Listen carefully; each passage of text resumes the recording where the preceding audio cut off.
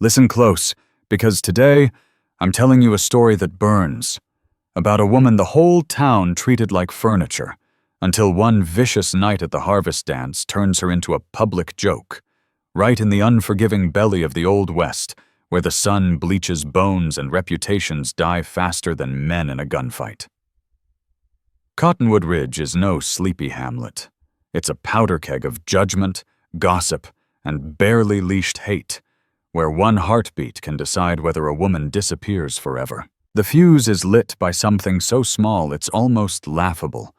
A cup of punch tipped by accident.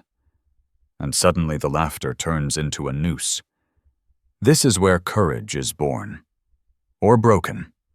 If you're already hooked, drop a like and tell me in the comments, where are you riding along from tonight?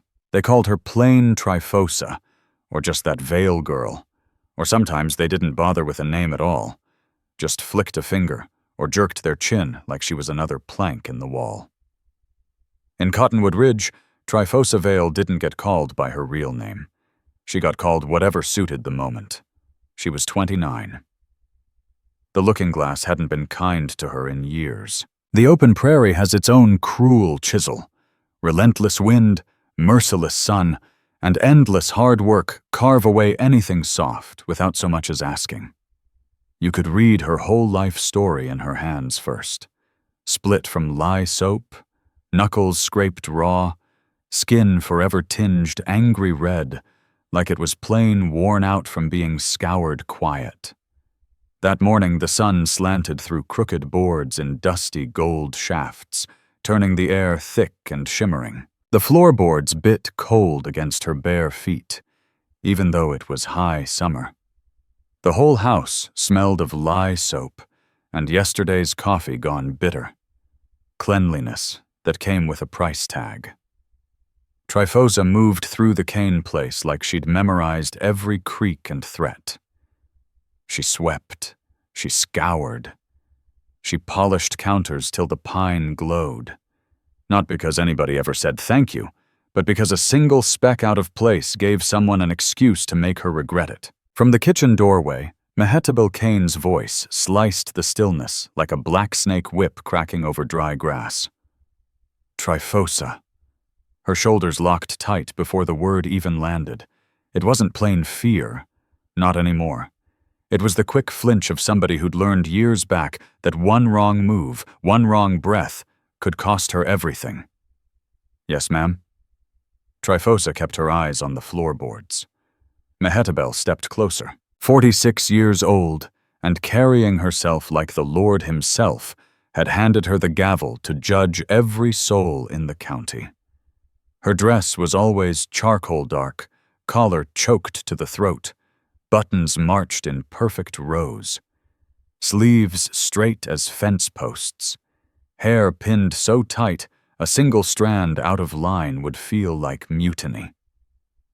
You missed a spot. She jabbed a finger at a corner that looked exactly like every other corner. Trifosa bent and swept it again. Mehetabel stayed planted in the doorway, arms crossed, mouth a thin blade. Do you have the slightest notion what folks whisper when a house ain't kept right? Respectability is a brittle thing in a place like this. Trifosa nodded. Yes, ma'am. Mehetabel leaned in, voice dropping to a venomous hush, like she was sharing a deadly secret. And you, she breathed, will not drag shame on this family. You'll do exactly what you're told. You'll remember where you belong. Trifosa swallowed dust. I understand, ma'am. Mehetabel's heels clicked away down the hall, leaving behind a ghost of lavender water and the heavy weight of being made to feel no bigger than a speck of dirt. That was how Cottonwood Ridge ran. People like Mehetabel talked about respectability the way ranchers talked about good grazing land, something to fence, guard, sword, and claim outright. Trifosa had been tucked into that notion like a rag stuffed in a pail, handy, disposable, never meant to have wants or a voice of her own. She was paid next to nothing, if you could even call the occasional tarnished coin pay. More often, Mehetabel handed her words instead. You ought to be thankful. We took you in. Don't you forget who puts food in your mouth. Gratitude in that house came in thimblefuls. Still, Trifosa endured. She endured the way plenty of women endured the frontier. By going small, by moving careful, by doing every chore before it was ordered so nobody could brand her idle. But the real danger wasn't the scrub brush or the endless buckets. It wasn't even Mehetabel's razor tongue. The real danger came the day Trifosa started hearing Mehetabel's voice louder than the one inside her own head. A woman can take a powerful lot of hurt, right up until she starts believing she's earned every lash of it. Come nightfall, when the Cain house finally went quiet, and Mehetabel's daughters, Keturah and Hephzibah, were tucked upstairs in their feather beds, Trifosa slipped into the tiny room they'd let her have. She struck a match and lit the single lamp. That little flame was her only kindness. Small, yes, but hers. Under the narrow bed, she kept her sewing basket, hidden like a secret treasure. Needle, thread, bits of leftover calico and muslin, a thimble-worn satin smooth from years of pushing it hard. Whenever Trifosa bent over her stitching, the trembling in her fingers finally eased. The whole noisy world shrank down to one plain, honest fact. Anything ripped apart could be put back together. She darned frayed hems, stitched up split cuffs, sewed buttons back where they'd torn free. Sure, she did most of it for the Cains, but a good part of it she did for herself, because every neat, strong stitch felt like a small, secret rebellion. Some nights, as the needle flashed in the lamplight, she let her mind wander to a different life. Nothing fancy. She'd forgotten how to dream big a long time ago. Just a life where she didn't jump at every boot heel on the porch boards. A life where somebody said her name like it meant something good. A life where she could draw a full breath without bracing for the next order. And then the day arrived when the real story kicked off. The town dangled a lure right in front of her. Word spread the way it always did in Cottonwood Ridge, rattled in on wagon wheels, murmured across store counters, passed hand to mouth like a piece of hard candy too good to keep to yourself. Before the sun hit noon, the announcement hit. The Founders Harvest Social. A proper shindig. Not some pinched church supper with limp smiles and stale cornbread. This one promised real light. Lanterns hung from the rafters, fiddle tunes that would rattle the floor joists, long tables groaning under platters of food. Enough bodies crammed into one hall to make even a shadow like Trifosa feel noticed, wanted, or not.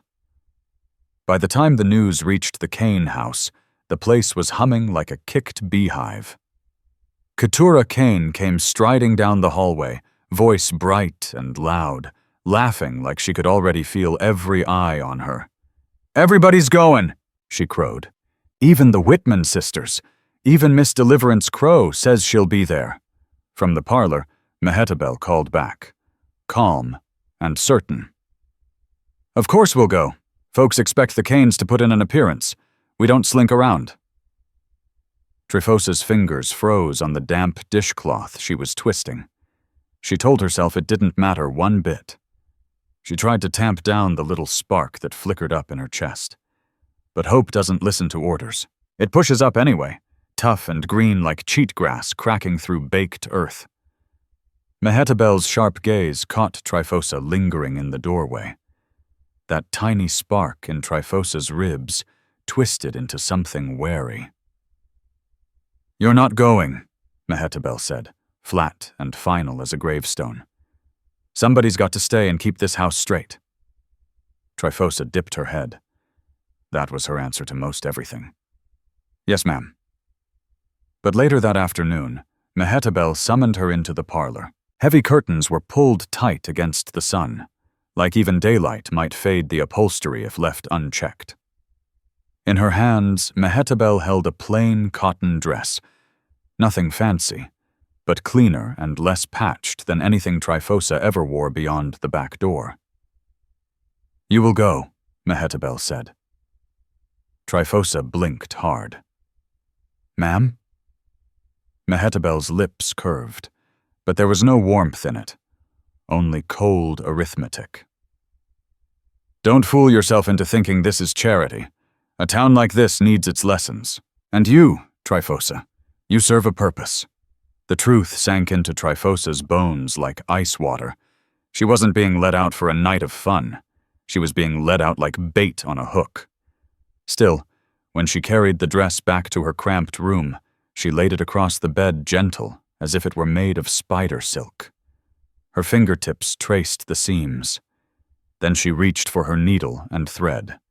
If eyes were going to land on her tonight, they'd find her standing tall. By lamplight she worked, tightened every loose stitch, smoothed a puckered seam, scrubbed at a faint stain until it surrendered. She wasn't trying to turn herself into some beauty that would stop the whole town cold. She was just trying to look like a person, someone who still had a shred of pride left. When dusk rolled in and lantern glow began to wink across the flats like fireflies settled low to the ground, Trifosa stepped out toward the hall. Her heart hammered so hard she could feel it in her throat. She could already hear the fiddles calling. She could already sense the heads that would turn, sizing her up like livestock at auction. In a hard-scrabble place like Cottonwood Ridge, the town wasn't just dirt streets and clappered buildings. It was a living thing, watching, judging, hungry. The town wasn't just a backdrop. It was alive, always whispering, always measuring, always starving for somebody's fall. And Tryphosa Vale was about to step right into its jaws. At first glance, the hall looked almost welcoming, more than she'd dared hope. Lanterns dangled from the raw rafters, swinging slow and turning the floating dust into lazy rivers of gold. Fiddle strings danced across the room, fast, lively, like happiness was just a bow stroke away. Boots scraped the fresh, sprinkled sawdust floor. Laughter rolled out warm and easy on the surface. For one fragile heartbeat, Trifosa let herself think she might slip through the night without a mark. She hugged the wall where the shadows pooled thickest, hands clasped tight in front so nobody would spot the shake. Her patched-up cotton dress, simple, nothing showy, hung smoother against her than anything she'd worn in ages. It wasn't silk or satin, but it was spotless, and the way it settled on her shoulders carried a quiet scrap of pride she hadn't felt in years. Then the stairs found her. Not sudden, not loud, just a slow drift of heads turning, conversations stuttering into hush, the kind of look folks give when they spot a stray dog that wandered into church. A woman under a cream bonnet leaned close to her neighbor, lips moving behind a fan. Two men leaning on the cider barrel flicked their eyes her way, then traded smirks like they'd already settled on the punchline. Heat climbed Tryphosa's neck and burned her cheeks, but she locked her gaze straight ahead. If she dropped her eyes now, she'd vanish all over again. Across the crowded floor, Cain stood out like a flame in the lantern light. Hair pinned in perfect curls, bodice fitted just right, the kind of beauty that parted crowds without asking. She glided like the whole hall was hers by deed and title. Tonight she carried a tin cup of bright red punch, holding it like a loaded pistol she'd been itching to fire. Ketura's eyes slid to Trifosa and lit up with wicked glee. Tryphosa's gut knotted. She told herself not to borrow trouble. Not every look was a loaded gun. Not every grin hid teeth. But she'd spent too many years under Mehetabel's roof not to know a trap when it sauntered right up to her. Keturah drifted closer, weaving between dancing couples with a soft, honey-sweet laugh that carried just far enough. She slowed when she reached Tryphosa's patch of shadow, turning her body so the cluster of women nearby had a clear view. "Oh, Trifosa," Keturah said, loud and bright, like she'd only just noticed her standing there. "I had no idea you'd be here tonight." Trifosa's mouth turned to cotton. "Good evening." Keturah's smile stretched wider. Pure performance. No heart behind it. "How brave of you," she purred, letting the word drip like syrup. Then she moved her cup, just a tiny tilt, the sort of slip anybody could swear was an accident. Red punch splashed across Trifosa's bodice in a wide, dark stain. First the cold shock, then the slow, clinging stickiness. Then the sick certainty that no amount of scrubbing would ever lift it clean. For half a second the room held its breath. Then the laughter broke loose.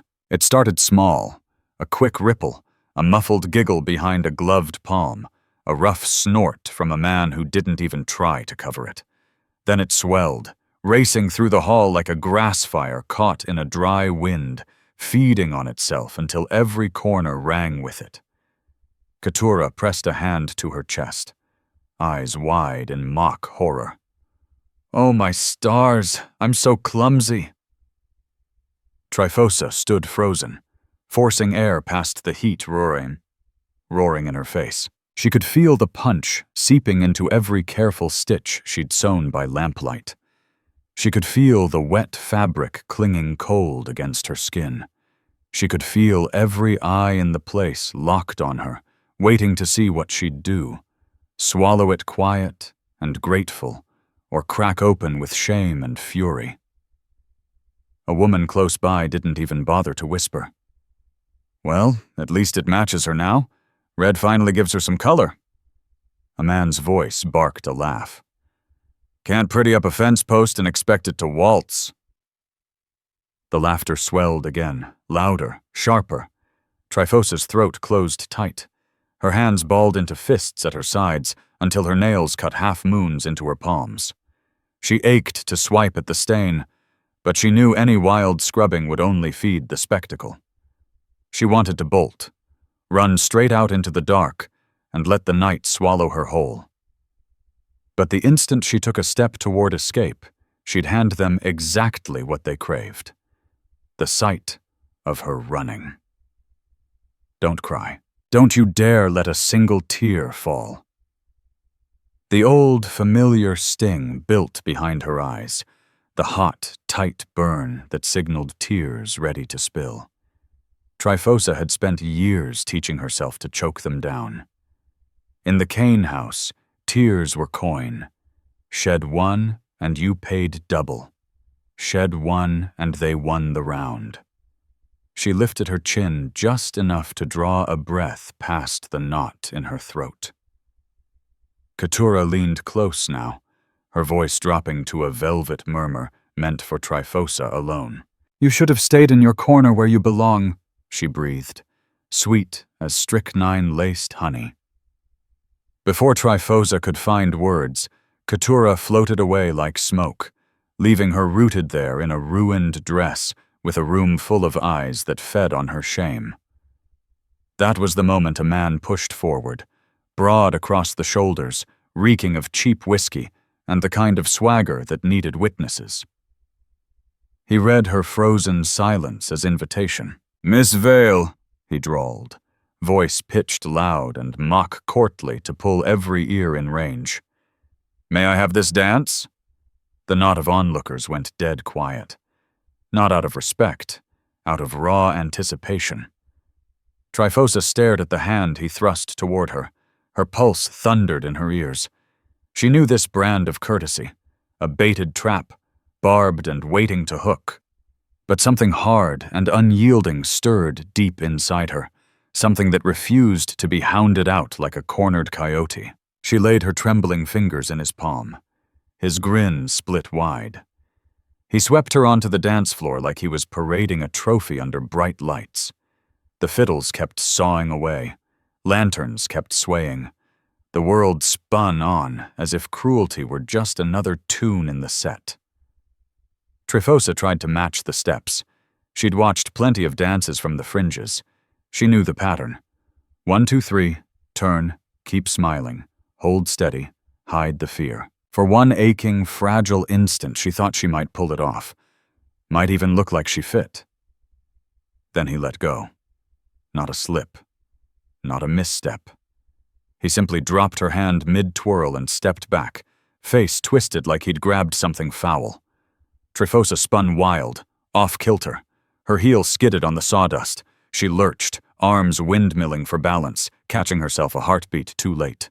The hall exploded. Laughter roared from every side. Sharp, gleeful, like she'd just delivered the punchline of the year. The man threw up both hands, howling. "Now ain't that proof enough?" he crowed. The crowd howled louder, feeding off the spectacle. Trifosa stood dead center on the floor, breath locked solid in her chest. The music smeared into a dull roar. Faces melted into one vast, ravenous blur. Don't cry. Don't give them that victory. Her jaw clamped so hard her teeth ached. She forced her spine straight even as fire scorched behind her eyelids. She would not shatter here. She would not hand them the tale they were starving for. But her body was reaching its breaking point. Air came in thin, useless sips. Her skin felt stretched too thin, raw and on display. The red stain on her dress might as well have been a brand burned across her chest. She turned toward the door. She'd walk out. Let the black night cover her. She'd break down later. Alone. Unseen. One step. 2. Her fingers clutched the hem of her skirt to keep from tangling. And then the music shifted. Not bigger. Not quicker. Just different. The fiddler's bow dragged slower. The notes dropped deeper, steadier, like the whole building had drawn a breath and held it. Trifosa halted. Footsteps cut across the floor behind her. Measured, calm, unshakable. She half turned. Her heart slammed against her ribs. A man was coming straight for her, slicing through the packed crowd like it was nothing more than tall grass. His clothes were simple. Plain wool and worn denim, the kind that had seen real days under the sun. His stance was solid, rooted. His face bore the deep lines of hard sun and harder choices, not the smug marks of pride. He wasn't flashing a grin. He wasn't putting on a show. He wasn't there to win cheers from anybody. A ripple of unease moved through the crowd as he passed. Folks shifted weight, glanced sideways. A few muttered the same old word they always reached for when words failed them. Apache. His name was Naiche. Trifosa had caught glimpses of him before, hauling wood behind the kitchens, stacking crates at the back of the mercantile, steadying teams beside loaded wagons. Always laboring, always treated like he was either a ghost nobody acknowledged or a rattlesnake everybody feared. Now he walked right into the open light where every eye could land on him. He didn't scowl at the room. He didn't bark orders. He didn't raise his voice even a notch. He moved straight to Trifosa and stopped a careful arm's length away. Then he raised his hand, palm up, open, steady, offering. Not grabbing, not demanding, like it was the most ordinary thing a man could do. Trifosa stared at that hand. Fear and disbelief knotted tight in her chest. Another setup? Another cruel game? The whole hall seemed to hold its breath, waiting for the next humiliation to land square on her. Naiche's voice came low, soft, steady as prairie wind. "We won't," he said. The words hit like truth dropped into a room full of lies. Trifosa swallowed hard. Her gaze darted to the staring faces. "They're watching," she whispered, the words barely scraping out. Naiche didn't even glance their way. Let them. And in that single heartbeat, Trifosa felt the difference clear as daylight. This wasn't rescue for show. This wasn't a man hauling her out of the flames to prove how big he was. This was a man handing her a real choice, one that reminded her she was human, not a punchline. Her fingers shook as she reached out and laid her hand in his. His grip was warm, rough from honest work, gentle as a promise kept. When Naiche turned and led her back to the center of the floor, the laughter didn't trail after them. It choked off in throats, strangled by a fact nobody knew how to digest. Tryphosa Vale was no joke. Not anymore. Come morning, Cottonwood Ridge woke with a different kind of hunger. Not the clean, hard-working kind that sent men out before first light, filled with black coffee and hot biscuits. This was the mean kind, the kind that hid behind Sunday smiles and fed on another person's disgrace. Trifosa felt it the moment she stirred in the Cain house. She heard it in the too sharp clink of Mehetabel's spoon against her china cup. Deliberate, almost satisfied. She saw it in Katura's face as she floated through the hallway humming a cheerful little tune, like last night's cruelty was a melody she couldn't shake. Even Persis, usually the quiet one, kept her eyes glued to the floorboards, shoulders hunched as though shame had draped itself over her like a heavy coat. She didn't know how to shed. Trifosa moved through her morning chores with her head down, scrubbing and sweeping like always. But the air had turned electric, charged with the low buzz of a storm rolling in. By late morning, Mehetabel handed her a list. Flour and lamp oil from town. A simple run she'd made 100 times before. But the second her boot hit the dusty road, she felt the town's eyes latch on. Whispers trailed her like kicked-up dirt sund. At the mercantile, 2 women broke off their chatter the instant she stepped inside. Their lips kept moving, but the sound dropped to nothing. One clutched her shawl tighter, like Trifosa might carry something catching.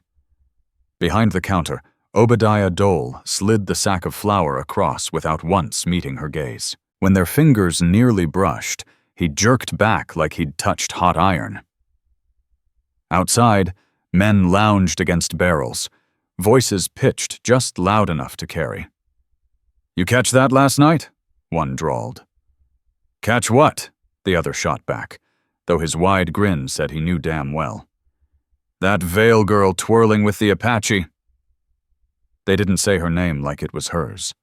They said it like a tag slapped on a jar of preserves, something to point at and chuckle over. Then, nailed to the saloon post, Trifosa saw what the town was really chewing on.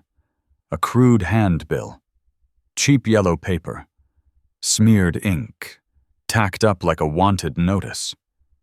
The sketch was rough, almost like a kid's scribble with a charcoal stub. But the meanness cut straight through. Trifosa's face had been warped into a grotesque cartoon.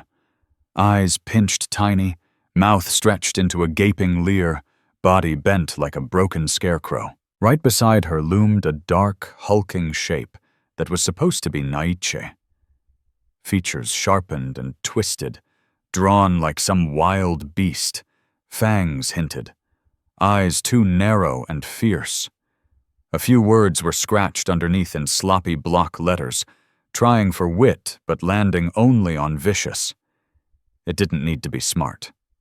Cruelty was enough. Trifosa's throat closed like a fist.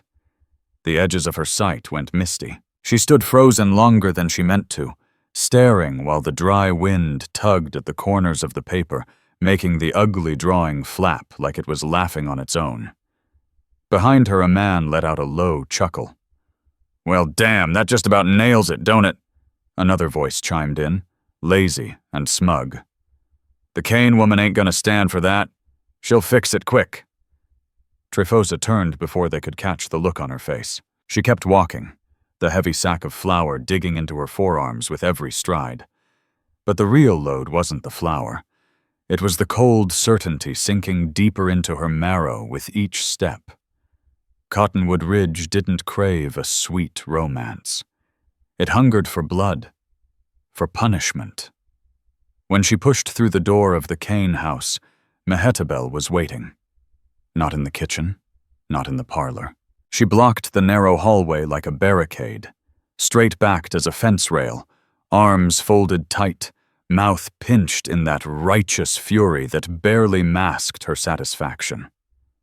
Keturah lounged against the wall nearby, the crumpled handbill held loosely in her fingers like a lady's fan. She smiled, slow and sweet. "You're famous now," she said lightly. Tryphosa's voice came out thin and cracked. "Where'd you get that?" Keturah flicked the paper open and shut with a casual flutter. "Oh, they're plastered all over town." Mehetabel's stare sliced into her. "This is what happens," she said, "when you forget where you belong, when you push yourself into the light." "I didn't," Tryphosa started.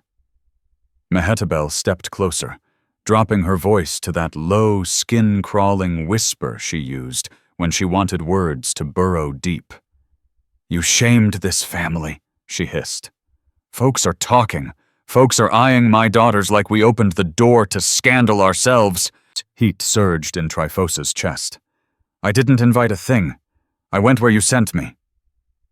Mehetabel's nostrils flared. For a split second, pure rage flashed across her face.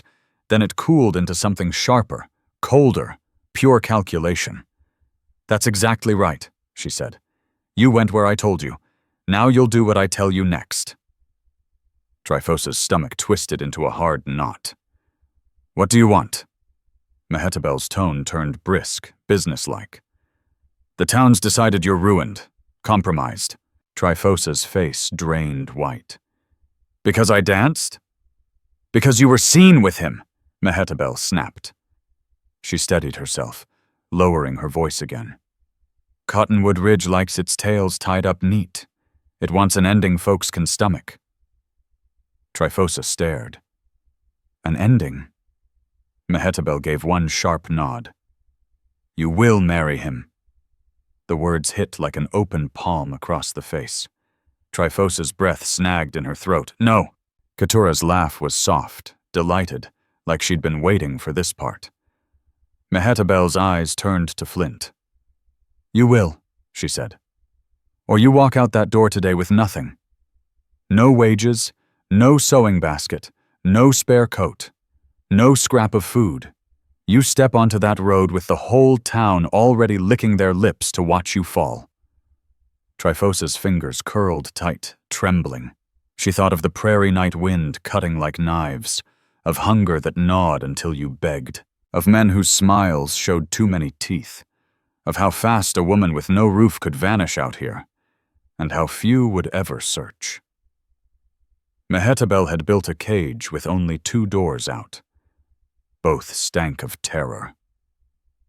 Tryphosa's voice broke on the question. "Why are you doing this?" Mehetabel's answer came flat and merciless. "Because I protect what matters." And in that instant, Trifosa understood. Mehetabel wasn't shielding Trifosa from the gossip mill. She was shielding herself, her standing, her daughters, her carefully built walls of respectability. Trifosa slipped back to her tiny room and perched on the thin mattress edge, staring down at her rough, cracked hands like they held answers. Her sewing basket sat hidden under the blanket, quiet as a guarded secret. She could hear the house breathing around her, Mehetabel's sharp footsteps echoing down the hall, Keturah's light, mocking laugh drifting from somewhere upstairs, Persis's heavy, wordless quiet like a weight pressing on the air. Her whole life had been tallied in survival, in grabbing whatever scraps were tossed her way and pretending they were plenty. But leaving now? There was nothing enough about stepping into the void. So when twilight settled cool and purple over the flats, Trifosa wrapped her old shawl tight around her shoulders and stepped out into the evening chill. She found Naiche behind the boarding house kitchen, where he sometimes took day work. The air still hung thick with smoke and the sharp tang of frying onions. He was stacking split wood in neat rows when he glanced up and saw her coming. His face shifted, Not shock, not triumph, just plain, deep concern. Tryfosa, he said, speaking her name like it was truly hers, soft and deliberate. The sound of it nearly undid her right there. "They're saying things," she whispered. Naiche gave one slow nod. His jaw muscle flexed. Anger simmered behind his eyes like thunder held back by iron will. "I know." Trifosa made herself lift her gaze to meet his. "Mehetabel says I have to marry you, or walk out with nothing." A thick silence dropped between them, heavy as wet canvas. Naiche didn't crowd closer. He didn't flash a grin. He didn't seize the moment like some prize dropped in his lap. He just asked, voice low and even, "Do you want to?" The question struck harder than any of Mehetabel's threats, because it wasn't an order. It was an open gate, waiting for her to choose. Trifosa swallowed against the lump in her throat. "I don't know what I want," she admitted, voice trembling. "I just know I won't last a week out there on my own." Naiche's eyes softened, not with pity, but with something steady and real. "Then listen," he said. "If we do this, it happens on terms that keep you safe." Trifosa blinked. "Safe?" He nodded once. "You don't owe me a thing. Not your body. Not your trust. Only the truth of what you feel." The words landed so plain and honest they didn't sound like a man angling for advantage. They sounded like a man carving a clear line between honor and ownership. 2 days later, the wedding took place in a dusty county office that reeked of old ink and mildew. No bouquet, no fiddle tune, no crowd of well-wishers. Just a scarred oak table, a single sheet of paper, and a pen passed hand to hand. Trifosa stood rigid, feeling like she'd been whittled down to pure worry. Mehetabel shed no tears. Keturah didn't bother hiding her smug little smile. Persis kept her eyes fixed on the floorboards, like watching would burn her. Naiche signed right after Trifosa, his hand rock steady. When the clerk cleared his throat and muttered, "It's done," there was no triumphant claim, no forced kiss for the record, no public gloating. Naiche turned to her quietly. "You still sure about this?" Trifosa's heart pounded against her ribs. She nodded, not from courage, but because every other path looked like a cliff drop. Then Naiche held the door open for her. She stepped out into the night, not into some fairy tale glow, but into something rawer, quieter, and in its own way far more perilous. Hope. She walked beside him to his cabin, carrying the same old fear she'd always hauled. But the silence on the other side of that door felt different. It wasn't the silence of a snare waiting to snap shut. It was the silence of a place where no one was about to remind her she had no right to breathe. Trifosa had braced herself for his cabin to feel like a holding pen, some corner she'd be tolerated in until the town figured out what to do with her next. But the second she crossed the threshold, something hit her she hadn't braced for at all. Warmth. Not the fake, church pew warmth of a stiff handshake.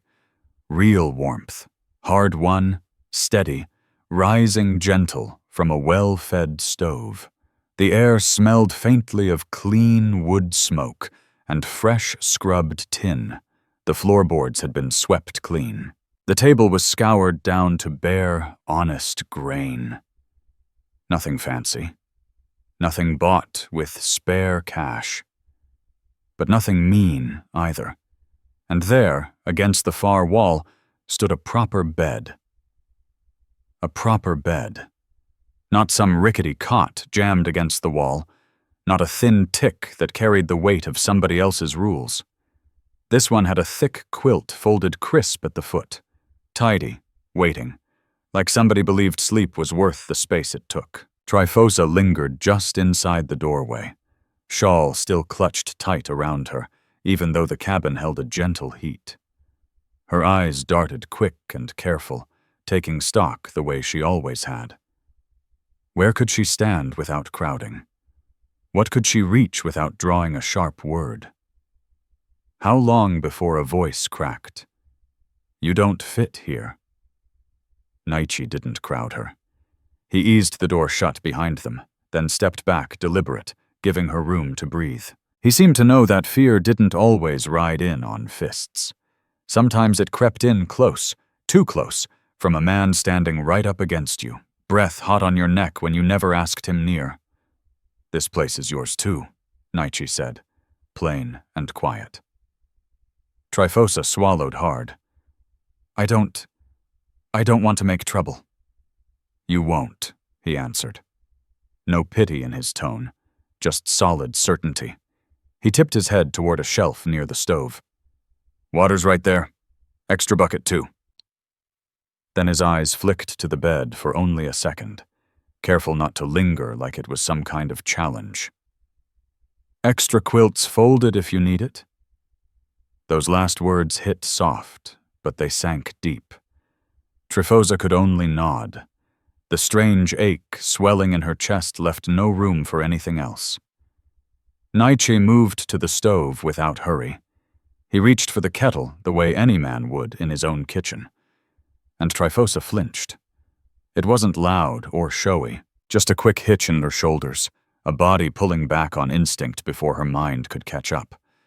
Years of hands that snatched too fast, voices that punished the smallest slip, had taught her muscles to react first.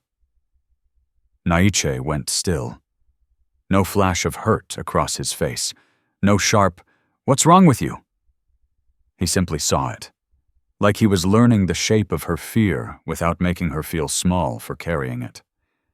He lowered his hand slow, stepped back, palms open where she could see them clear. "I won't touch you," he said, voice low and even. Not a deal struck, just a line drawn to give her air again. "Not unless you ask." Trifosa's throat closed tight. She didn't know what to do with a man who stepped away instead of pressing in. The quiet stretched between them, not edged, not heavy with threat. It felt patient, waiting. After a beat, Naiche spoke again, calm and straightforward. "I'm gonna fix something to eat. You can sit if you want, or stand, whatever sits right with you." When Trifosa stayed pressed near the wall, every muscle coiled tight. She watched him the way she'd learned to watch everybody, braced for the moment it turned. But Naiche just worked.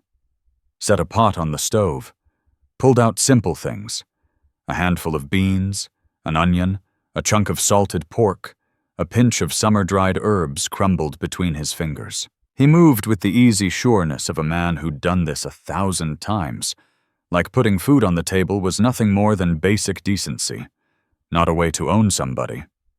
When he set the bowl on the table, he placed it gentle. No sliding it across like she ought to be thankful for crumbs. He set a tin cup beside it too. And the strangest thing was how careful he was about it, like the cup itself mattered, like she mattered. Trifosa eased down into the chair, slow, half expecting it to disappear out from under her.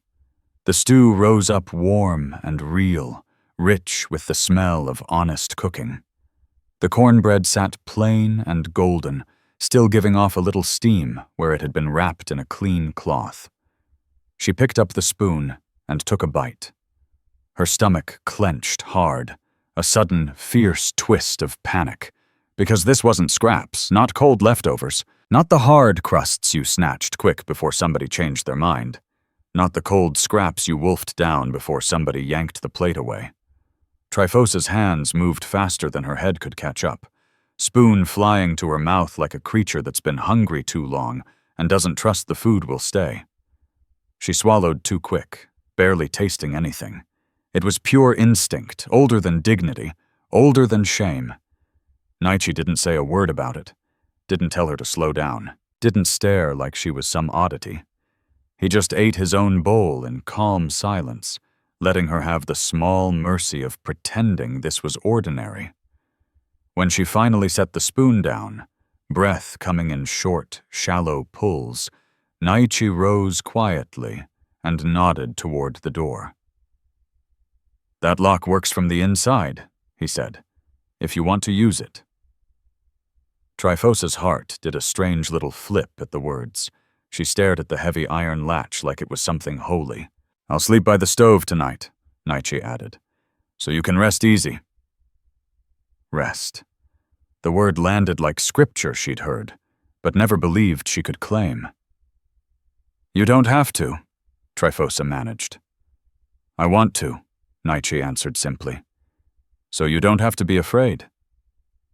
That night, Trifosa approached the bed like a woman who'd walked miles across dry land and finally found water. Wary, half convinced it would vanish if she moved too fast. She brushed her fingers over the quilt. It wasn't fragile lace. It was sturdy, softened by years of use, pieced together by hands that understood warmth was meant to be shared. She reached up and slid the bolt home. The click was small, every day. But to Trifosa, it rang like freedom, a door she could lock from the inside, a boundary that finally belonged to her. She lay down still fully dressed, muscles locked tight, ears straining for footsteps that never came, for a voice that never barked. The stove popped and hissed softly. Naiche's breathing stayed slow and even, far enough away that it felt safe. Then, without warning or permission from the fear that still clung to her, sleep claimed her. Not the shallow, jumpy sleep of a woman who woke at every creak. Deep, real sleep, the kind that carried you under and held you there. The next day proved the cabin's safety wasn't just for quiet nights. Safety had to stand when the world came knocking. Late morning brought a hard, sudden rap on the door, loud enough to shake the frame. Trifosa's body jolted awake like a trap snapping shut. Her heart slammed against her ribs. Her mouth turned to dust. The room tilted. Panic flooded in fast, choking her air. "Someone's here. Someone's mad. Someone's come to take me back." She couldn't finish the thought. Fear filled her lungs like smoke. Naiche was already moving, but not toward her, toward the door. He lifted one hand in her direction, palm open. A wordless promise. "I've got this." He cracked the door just wide enough to step outside, blocking the view in. Trifosa couldn't catch every word, but she heard Naiche's low, even tone and the other voice, sharper, impatient. Then Naiche's voice dropped, firm without rising. The stranger's tone faltered. Footsteps retreated. The door closed with a quiet thud. Naiche turned back to her, voice soft. "It's done. They're gone." Trifosa realized she was shaking. Her hands were balled so tight her nails carved half-moons into her palms. Naiche didn't reach for her, didn't close the gap like comfort was something he could force on her. He simply said, "Breathe. You're safe here." Safe. Again that word, handed to her like a gift she hadn't earned. Later that afternoon, another knock came. Lighter, more careful, respectful. Naiche opened the door. Miss Deliverance Crow stepped inside carrying a woven basket and a neat bundle of folded cloth. Her silver hair caught the light like polished steel. Her eyes held kindness, but it was the tough, no-nonsense kind that had seen too much to be soft. Miss Deliverance Crow was the sort of woman who'd stared down plenty of ugliness in her years and still chose to hold on to plain decency. "I brought some sewing pieces for you," she said, meeting Trifosa's eyes with a gentle, straightforward look. "And a jar of jam, if you'll take it." Trifosa didn't know how to handle kindness that didn't come attached to a price tag. She stared at the bundle like it might snap at her fingers. Miss Deliverance set it on the table anyway. "No strings," she added quietly. Just figured your hands might want something useful to do. Trifosa managed a small, "Thank you." Miss Deliverance's smile was soft, unhurried. "You're welcome, dear." They settled in together as the afternoon light stretched long across the floorboards. Naiche worked on mending a worn leather strap. Miss Deliverance sorted scraps of cloth by color and weight. Trifosa picked up needle and thread, her hands steadied with every stitch. The longer the quiet held, the more words began to slip out. Slow at first, like water rising from a long dry well. Trifosa didn't pour out her whole life in a rush, but bits and pieces escaped when Miss Deliverance asked gentle questions. Never pushing, never judging. How Mehetabel wielded shame like a lariat, tightening it whenever Trifosa dared breathe too loud. How Trifosa had learned to shrink herself small before anyone could shove her down. How the worst bruises never showed on skin at all. They lived in the slow death of believing you deserved nothing warm or kind. Naiche listened without interrupting. His jaw clenched tight now and then, anger banked low and controlled. Not the explosive kind that shattered chairs, but the steady, quiet kind that turned into armor after years of holding it in. After a long pause, Naiche spoke, voice low and rough-edged. "Folks treat me like a hammer or a rattlesnake. They decide what I am before I even open my mouth." Trifosa looked at him, startled by the raw honesty in his words. Naiche's gaze stayed level, but old sorrow lived there. Familiar. Worn deep. "It's a lonely way to go through life," he said, "being seen wrong from the cradle." The room went still, the only sound the soft scratch of needle through fabric. Then Trifosa whispered the truth she'd carried like a stone lodged in her ribs. "I don't know how to be wanted, without being used up." Naiche turned his head toward her, expression gentle as prairie dawn. He spoke like he'd been waiting for exactly those words. Protection ain't the same as possession. Trifosa's breath hitched sharp in her chest. Naiche didn't reach across the table, didn't turn the moment into something he could claim. He left the space between them open, hers to cross if she ever wanted. "Then we start small," he said quietly. "We start with safe." For the first time in Tryphosa Vale's life, the word safe didn't ring hollow, didn't sound like another pretty lie meant to keep her quiet. It sounded like the first true beginning of something solid. The day Mehetabel Cain came to Naiche's cabin, the wind blew dry and sharp, carrying that bite that always meant trouble was riding in close. Trifosa heard voices before she saw the faces. Women from the church circle, shawls pinned tight against the gusts, expressions locked in that practiced look of concern that was never really concern at all. Mehetabel marched straight up the path like she held the deed to every inch of ground. Chin high, eyes hard as flint, as if Trifosa were a lost calf that needed dragging home. "Trifosa!" Mehetabel called out, loud enough for half the neighbors to hear. "Come out here. You don't belong in this place. This man has taken advantage of you." Trifosa's stomach plunged cold. Her hands went numb. For one heartbeat, the old reflex surged, shrink back, apologize, vanish into nothing. Then Keturah stepped forward, bright and cutting as a blade catching lantern light. Her voice came sweet and sure, like she'd rehearsed every syllable. "Mama's right," she said. "We all saw it. He forced her. Trifosa's always been so easily led." The lies rolled out smooth and practiced, sliding easy off her tongue. The townsfolk gathered the way they always did when they scented weakness, boots scuffing dirt, eyes curious and sharp, whispers pretending to be worried while they licked their lips for the next bite of scandal. Then Sheriff Zalman Harlan rode up, face set hard, scanning the crowd like he already knew this wasn't about virtue, it was about power. Sheriff Zalman Harlan rode in slow, eyes sweeping the gathered crowd like he'd already sniffed out the truth.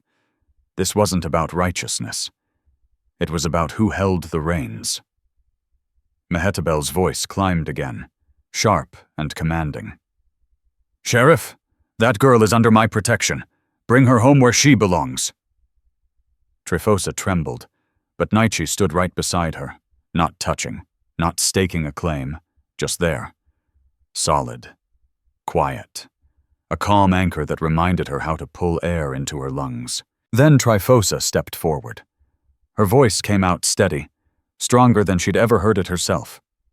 "I married him to get away from you." The words rang out clear and sharp, like a bell struck in dead silence.